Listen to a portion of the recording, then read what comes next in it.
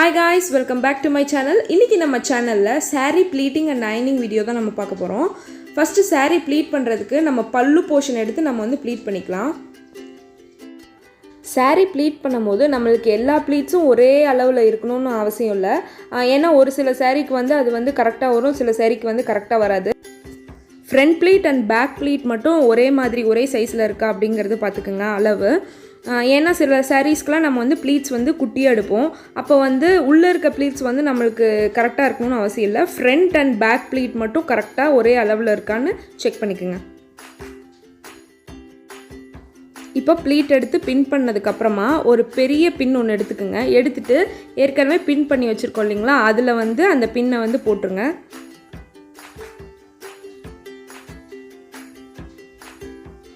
போட்டிங்கன்னா உங்களுக்கு இந்த மாதிரி அதுவே ஹேங் ஆன மாதிரி இருக்கும். இப்போ வீட்டில் ஹேங்கர்ஸ் எல்லாம் இருந்துச்சுன்னா அந்த பெரிய பின் வந்து அதில் வந்து ஹேங் பண்ணி விட்டுருங்க. இந்த மாதிரி நம்ம பண்ணும் போது ப்ளீட்டிங் வந்து நம்மளுக்கு ரொம்ப ஈஸியாக இருக்கும். ஒரு கையில் பிடிச்சிக்கிட்டு ஒரு கையில் எடுக்கணும்னு அவசியம் இல்லை, ரொம்ப ஸ்ட்ரகிள் பண்ணிக்க தேவையில்லை. இப்போ வந்து நம்ம ஷோல்டரில் பின் பண்ணுற பார்ட்டில் கரெக்டாக நீட்டாக எடுங்க ப்ளீட்ஸு. ஆல்ரெடி நம்ம ப்ளீட் எடுத்து பின் பண்ணி வச்சுருக்கோம் இல்லைங்களா, அதனால் உங்களுக்கு இங்கே எடுக்கிறது கொஞ்சம் ஈஸியாக இருக்கும். இப்போ வந்து நீட்டாக வந்து நம்ம ப்ளீட் எடுத்துக்கலாம். எப்பவுமே பேக் அண்ட் ஃப்ரண்ட் அது மட்டும் நம்ம கரெக்டாக இருக்கா அப்படின்னு பார்த்துங்க. இப்போ நம்ம வந்து ஷோல்டர் பக்கம் ப்ளீட் எடுத்ததுக்கப்புறமா அங்கே வந்து பின் பண்ணிக்கலாம். அவ்வளோதான், பல்லு போர்ஷன் வந்து ஓவர். நெக்ஸ்ட் வந்து சென்டர் ப்ளீட்டிங் பார்க்கலாம். சென்டர் ப்ளீட்டிங் பண்ணும் போதும் அதே மாதிரி தான் நீட்டாக வந்து ப்ளீட் பண்ணுங்கள். இது வந்து பர்ஃபெக்டாக ஃப்ரண்ட் அந்த ஃபஸ்ட் எண்டும் லாஸ்ட் எண்டும் இருக்க மாதிரி பார்த்துக்குங்க. ஏன்னா அப்போ தான் கீழே வந்து நம்மளுக்கு வந்து ஃப்ளோ ஆகும் போது அது நீட்டாக அழகாக தெரியும். நிறையா ப்ளீட்ஸ் வரணும் அப்படின்னா நீங்கள் வந்து சின்ன சின்னதாக அந்த ப்ளீட் வந்து எடுத்துக்குங்க. ரொம்ப பெருசாக எடுத்திங்கன்னா ஒரு 4 ப்ளீட்டோடு முடிஞ்சிடும். நீங்கள் சின்ன சின்னதாக எடுக்கும் போது தான் அது நிறைய ப்ளீட்ஸ் நம்மளுக்கு காமிக்கும்.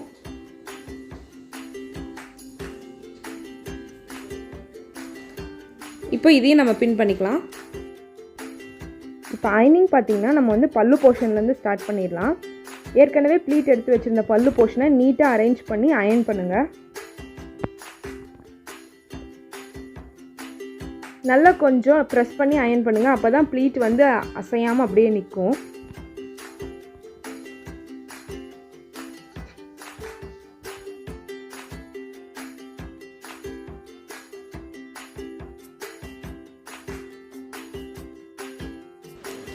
இப்போது அயன் பண்ணும் போது இங்கே ப்ளீட்ஸில் வந்து இப்படி ஒவ்வொரு ப்ளீட்டாக கொஞ்சம் எடுத்து நம்ம அயன் பண்ணும் போது அது நீட்டான ஒரு லுக் இருக்கும் பார்க்குறதுக்கு.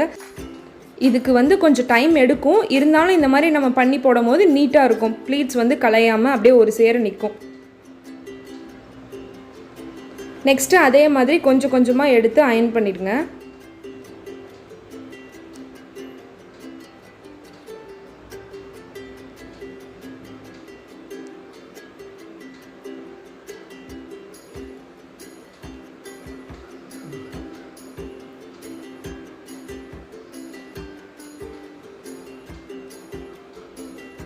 அதே மாதிரி அயனிங் பண்ணும்போது ஓவர் ஹீட்டும் வச்சிடக்கூடாது. உங்கள் saree என்ன மெட்டீரியலோ அந்த மெட்டீரியலுக்கு தகுந்த மாதிரி நீங்கள் ஹீட் பண்ணி அயன் பண்ணுங்கள். இந்த மாதிரி நம்ம ஷோல்டர் பின் பண்ணுற இடம் வர வரைக்கும் கொஞ்சம் கொஞ்சமாக எடுத்து அயன் பண்ணிக்கோங்க நீட்டாக.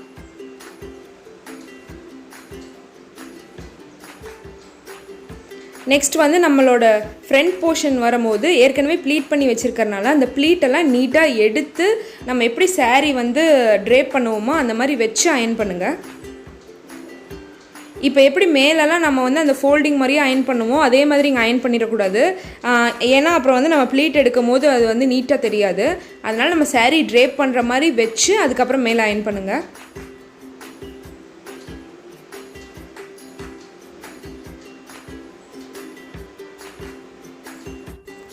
ஆல்ரெடி saree வந்து அயன் பண்ணி வச்சதுனால இந்த ப்ளீட் எடுக்கிறது வந்து நம்ம கையிலேயே கொஞ்சம் செப்பரேட் பண்ணி விடும் போது இவ்வளோ நீட்டாக இருக்கும் அயன் பண்ண மாதிரி.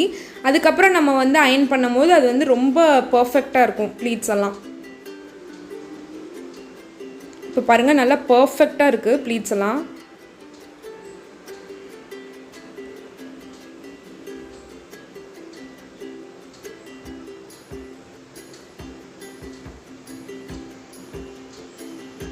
அதே மாதிரி ஒரு ஒரு குறிப்பிட்ட எக்ஸ்டெண்ட் வரைக்கும் மட்டும் அயன் பண்ணுங்கள். ரொம்ப சாரீ ஃபுல்லாக நம்ம ப்ளீட் எடுத்து அயன் பண்ணுங்கிறது இல்லை. கொஞ்சம் கீழே வர வரைக்கும் மட்டும் அந்த ப்ளீட் எடுத்து அயன் பண்ணால் போதும். சாரீ ஃபுல்லாக ப்ளீட் எடுத்து அயன் பண்ணுங்கிறது இல்லை.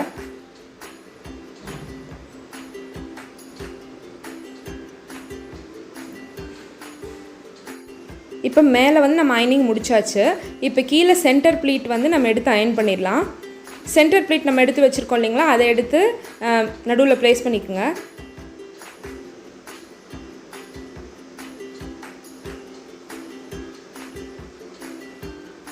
ப்ளேஸ் பண்ணிவிட்டு அதே மாதிரி அயன் பண்ணிடுங்க.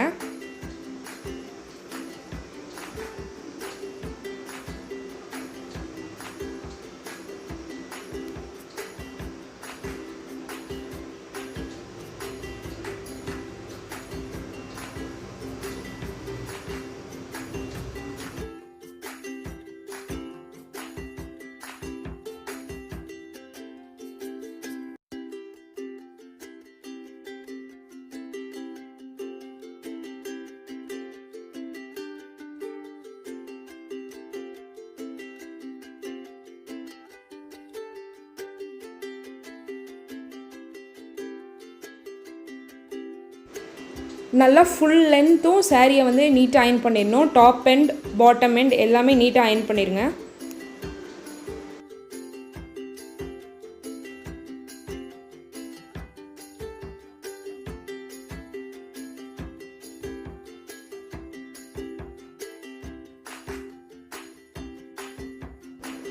அப்புறம் மேலே நம்ம பல்லு ப்ளீட்டுக்கு அயன் பண்ணோம் பார்த்தீங்களா, ஒவ்வொரு ப்ளீட்டாக எடுத்து அதே மாதிரி இங்கேயும் அயன் பண்ணிவிடுங்க.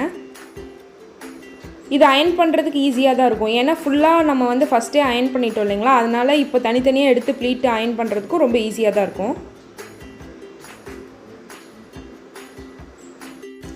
இப்போ வந்து அயனிங் பண்ணி முடித்ததுக்கப்புறம் பின்னை வந்து ரிமூவ் பண்ணிவிடுங்க. ரிமூவ் பண்ணதுக்கப்புறம் ஒரு ஒரு ப்ளீட்டையும் ஒரு ப்ளீட்டு கீழே வர மாதிரி அரேஞ்ச் பண்ணுங்கள். அதாவது பார்க்கறதுக்கு வந்து ஒரு ஸ்டெப் மாதிரி இருக்க மாதிரி அரேஞ்ச் பண்ணுங்கள். ஒரு ப்ளீட் எடுக்கும் போது கீழே சாரியை வந்து அட்ஜஸ்ட் பண்ணிக்கோங்க.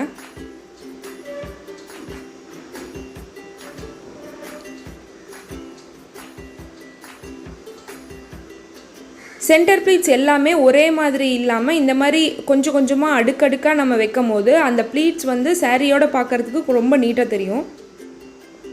இதுக்கு தான் நான் வந்து குட்டி குட்டியாக ப்ளீட்ஸ் எடுங்க அப்படின்னு சொன்னேன். ஏன்னா இந்த மாதிரி பண்ணும்போது நம்மளுக்கு வந்து ப்ளீட்ஸ் வந்து ரொம்ப அதிகமாக இருக்க மாதிரி இருக்கும் கீழே.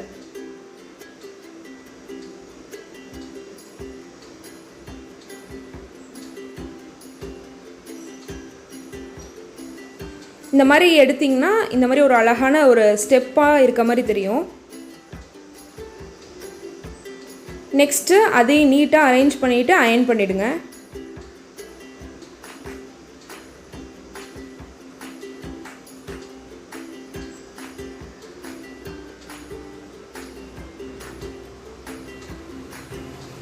அயன் பண்ணதுக்கப்புறம் இப்போ வந்து கீழே எல்லா ப்ளீட்ஸையும் ஒன்றா சேர்த்து பிடிச்சி பின் பண்ணிடுங்க.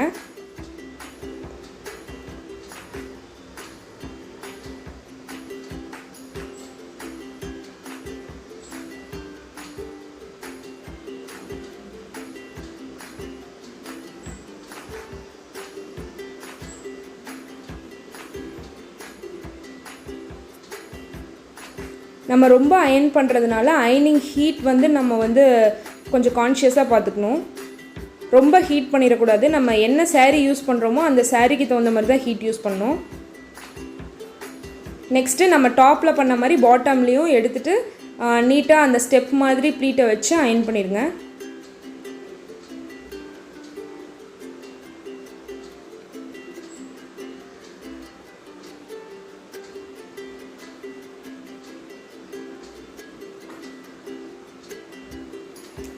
இது வந்து நீட்டாக வரதுக்காக தான் ஒவ்வொரு ப்ளீட் எடுத்ததுக்கப்புறமும் நம்ம சாரீ வந்து கீழே வந்து இழுத்து விடுறோம். அப்படி இழுக்காமல் பண்ணுனா கொஞ்சம் கசகசன்னு ஆகிடும் சாரீ. ஸோ ஒவ்வொரு தடவை ப்ளீட்டை வந்து இந்த மாதிரி ஸ்டெப் மாதிரி கீழே கீழே வைக்கும் போது சாரீ நல்லா இழுத்து விட்டுக்குங்க.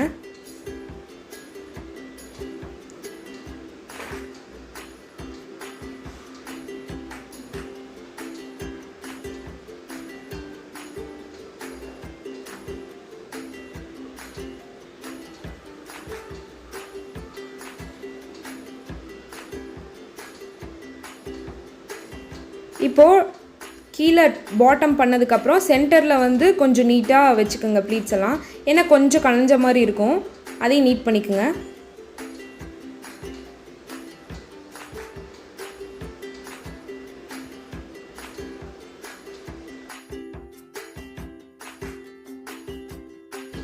இப்போ மேலே பண்ண மாதிரியே எல்லா ப்ளீட்ஸையும் நீட்டாக வச்சு அந்த ஃபஸ்ட்டு ப்ளீட்டில் வந்து நம்ம வந்து பின் பண்ணிக்கலாம். பின் பண்ணுறதுக்கு முன்னாடி நீங்கள் ப்ளீட் அயன் பண்ணாலும் ஓகே, அதே மாதிரி பின் பண்ணதுக்கப்புறமும் அயன் பண்ணாலும் ஓகே. ஏன் நான் பின் பண்ணிவிட்டு பண்ணுறேன் அப்படின்னா உங்களுக்கு அப்போ தான் ப்ளீட்ஸ் வந்து நகராது. ஸோ அதனால் பின் பண்ணிவிட்டு நான் வந்து அயன் பண்ணிக்கிறேன்.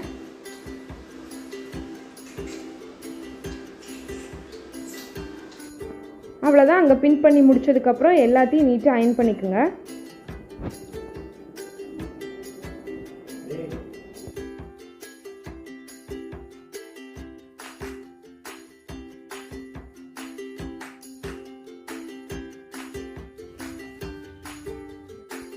அவ்வளோதான், நம்ம சேரீயை வந்து ப்ரீப்ளீட் பண்ணி அயன் பண்ணி முடிச்சாச்சு.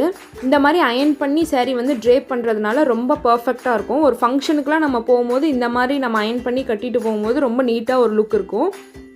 இப்போ வந்து சேரீயை நம்ம வந்து ஃபோல்ட் பண்ணிடலாம். சேரீ ஃபோல்டிங் வீடியோ வந்து நம்ம சேனல்லேயே இன்னொரு வீடியோ நான் போட்டிருக்கேன், நீங்கள் அதையும் போய் செக் பண்ணி பாருங்கள். இந்த மாதிரி சேரீ வந்து ப்ளீட் பண்ணி அயன் பண்ணி நம்ம ட்ரேப் பண்ணும் போது இந்த மாதிரி உங்களுக்கு ஒரு நீட்டான பர்ஃபெக்டான லுக் கிடைக்கும். ஸோ இந்த மாதிரி வீடியோஸ், ஆர்கனைசேஷன் ஹேக்ஸு, விளாக்ஸு அந்த மாதிரி வீடியோஸ்லாம் உங்களுக்கு வேணும்னா மறக்காமல் அவுட்லுக்ஸ் பை நிவி சேனலை சப்ஸ்கிரைப் பண்ணுங்கள். பக்கத்தில் இருக்க பெல் ஐக்கானை டேப் பண்ணுங்கள்.